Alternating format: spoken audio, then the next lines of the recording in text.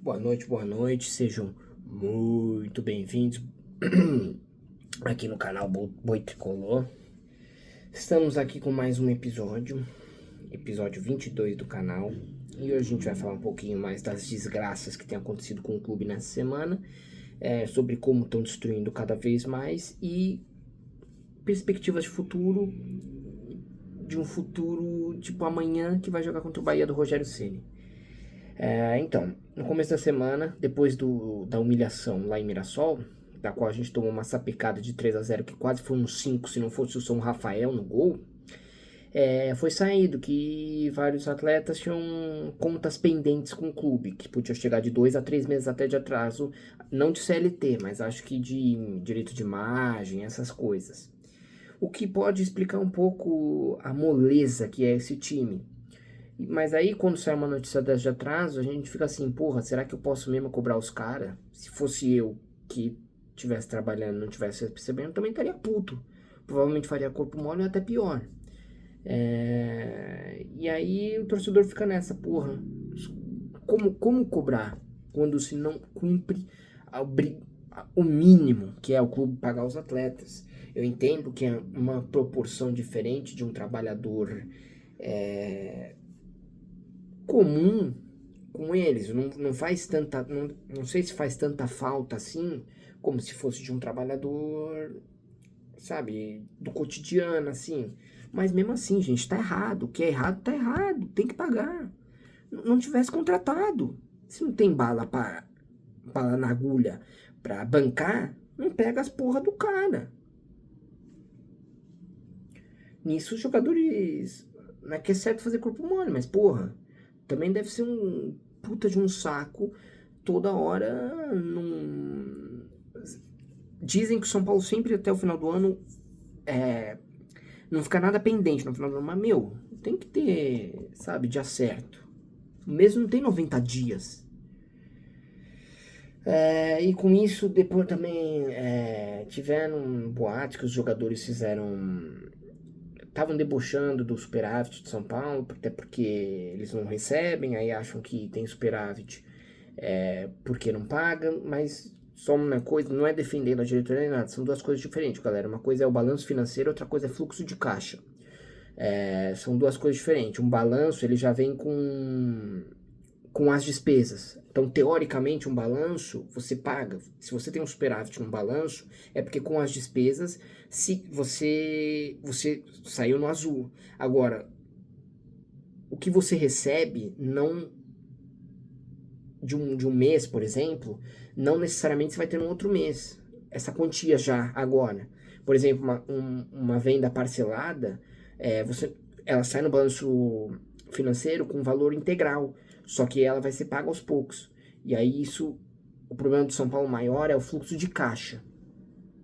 Mas mesmo assim, tá tudo errado, eu entendo. Aí diz que fizeram uma reunião lá no CT com os jogadores, o presidente Júlio Casares, Hernan Crespo, Muricy Ramalho, até esse Carlos Magno, que o Casares, que aí eu já vou elencar com outro assunto, que o Casares está trazendo cada vez mais para Barra Funda.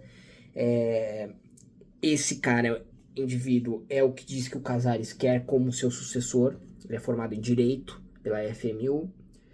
E eu acredito que ele tenha trazido esse cara para Barra Funda com o intuito dele já conhecer a dinâmica, como é que é o dia a dia e tudo mais.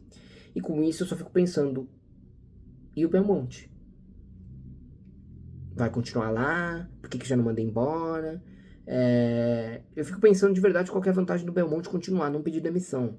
Porque se ele sai ou fica assim com um poder mais limitado, as duas imagens já não dão entender que ele está enfraquecido. Então, eu não sei, eu realmente não entendo. Talvez seja. Eu ouvi dizer que o grupo dele, que é o Legião, pediu para ele não se demitir e ele não tem a menor intenção de pedir demissão. Se o Belmonte sair, terá que ser pelo Casares. O Casares chegar para ele e falar: Ó, Belmonte, não dá mais, estamos te liberando do seu serviço do São Paulo Futebol Clube. Mas o Belmonte não tem intenção nenhuma de pedir demissão. Vamos ver como é que vai ser essa desgraça, né? O Casares também, ao invés dele tentar arrumar a cagada que ele faz, não. É um cara que tem bastante ego e isso acaba atrapalhando. Essa é a maior fraqueza dele. E aí saiu também do Dineno, que se machucou, também fez a mesma coisa que o Lucas fez na coxa, que foi... Qual que é o nome? Esqueci agora, no joelho. É um cara que chegou bichado, veio bichado, não agregou em absolutamente nada. Ele só tem um lance bom, que foi o do Botafogo, que ele fez o gol. Tirando isso, ele não fez absolutamente nada. É ruim. E é um que acho que praticamente já está decretado que não volta para 2026, com a graça de Deus. Amanhã, lembrando que temos jogo contra o Bahia. Vai ser um jogo difícil, contra o Bahia do Rogério Ceni. O Nestor vai estar liberado para jogar, que normalmente quando o jogador é emprestado, ele tem que pagar multa para tudo, mas como acho que o Bahia que paga arca 100% com salário e tudo mais, ele tá liberado para jogar amanhã. Espero que não tenhamos lei do ex, né? Se Deus quiser. Vai ser um jogo difícil, mas eu espero que o clube, depois de uma semana tão agitada, tenha encontrado um meio de união. Parece que depois do jogo do Mirassol, o Crespo também fez... É aquele famoso pacto que vamos jogar melhor pelo time. Vamos ver se vai funcionar. Tem que funcionar o mais rápido possível. Lembrando que nós ainda não atingimos a quantidade mínima de pontos para permanecer na Série A. Temos 38. Temos que ganhar mais 7 em 9 jogos. Ou seja, tem que ter 7 pontos em 27. Mas do jeito que tá uma draga, difícil. Mas nós precisamos ganhar amanhã. Precisa ganhar. Possivelmente ser o último jogo do Morumbi do ano, porque parece que o São Paulo também, acho que eu vi do Valentim Furlan, o São Paulo já tem luz verde para mandar 4 jogos na Vila Belmiro, que eu acho que vai ser contra o Flamengo, Bragantino, Inter e Juventude, que é um desrespeito com o torcedor, porque endividaram tanto esse clube que são reféns de renda de show, né? E agora precisa ceder o Morumbi para fazerem show. E por isso que, mais do que nunca, nós precisamos ganhar amanhã. O campeonato não é fácil, o campeonato é traiçoeiro, não podemos ceder pontos. Nada tá garantido ainda. Eu não acho que a gente tem time para uma pré-Libertadores. Eu acho que a gente vai acabar entre a Sul-Americana, essa nova Copa Sul-Sudeste, que nem sei que porra é essa. Mas é isso, é importante se manter na Série A. Eu falei no começo do canal aqui, quando ainda tava o ex-técnico. Se a gente ficasse na Série A, para um time que tá fudido, falido, e com a diretoria sem moral nos bastidores, tá ótimo. Depois de um ano terrível que nós tivemos com lesões, venda precoce e horrível de jovens. Infelizmente é isso. E parece que já começou o tal planejamento para 2026. Mas agora, eu vou falar a minha opinião para 2026. Vai continuar a mesma merda. São Paulo não vai ter dinheiro para tentar contratar ninguém. Então, por que a gente não olha para os jogadores que seriam reforços como uns que já estão emprestados, só que ainda pertencem a gente? Por exemplo, Rodrigo Nestor, pro Bahia. O Bahia vai querer pagar os 30 milhões?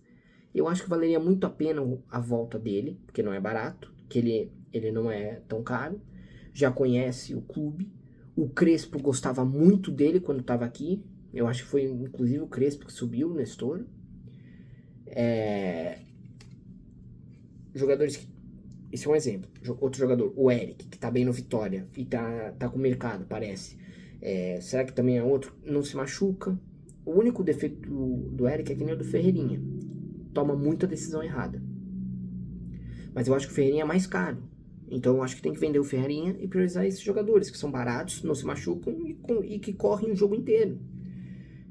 Não sei se o Nestor se enquadra muito nesse de se machuca, porque às vezes ele tem uma lesão grave em 2023, né? Tanto é que 2024 dele foi muito abaixo, porque além do técnico não saber utilizar o Nestor, ele sofreu bastante com lesão. E outro que assim me vem de cabeça, além dos garotos da Copinha que possivelmente vão subir e tudo, podia ver o Ibali pra volante, que a gente precisa. Pô, o cara tá no Retrô, mas é do São Paulo, e tem que ver, tem que se virar pra fazer um Enem competitivo, tem que se virar. Os caras botaram a gente no buraco, vai ter que tirar, achar soluções, inovar. Pensar um pouquinho fora da caixa, dar chance para os atletas. Não tem outro jeito, pessoal. Não vem jogador bom. Se vier jogador novo, vai ser estilo Tapia, de Neno, limitados. Jogadores limitados. E entre o limitado do exterior ou testar um de dentro de casa que não vai ter custo nenhum aditivo, eu prefiro testar o que já é nosso.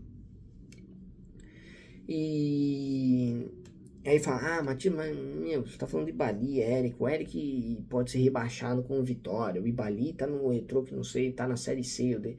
Vai ver os reforços do Mirassol de onde vieram. Os do Mirassol, nenhum reforço veio de time assim, que massa. Não. Mas, de novo, o futebol às vezes reflete a sua administração. São Paulo é bagunçado muito por causa da sua diretoria bagunçada.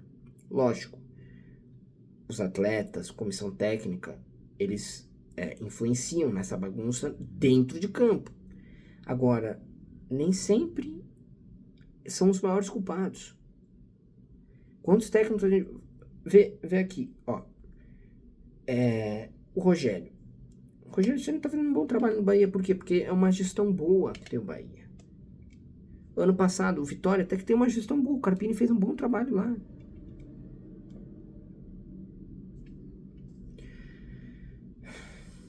Vários técnicos, quando saem do São Paulo, conseguem alguns fazer um trabalho decente. Então por hoje é só.